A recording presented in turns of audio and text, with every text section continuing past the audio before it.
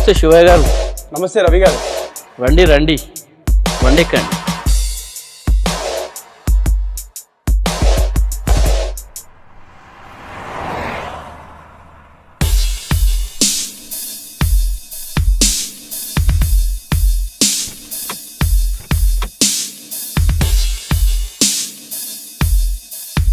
जय बोलो माता रानी की जय हो, जय बोलो साचे दरबार की जय हो.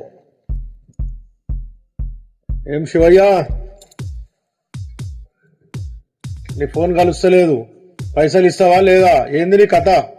ఏం చెప్పమంటావు చెప్పాను. నేను రీఛార్జ్ చేసుకుందామంటే డబ్బులు లేవు, వచ్చి చెప్దాం అనుకుంటే బైక్ లో పెట్రోల్ లేదు, అందుకే మన మధ్యలో కమ్యూనికేషన్ కట్ అయింది.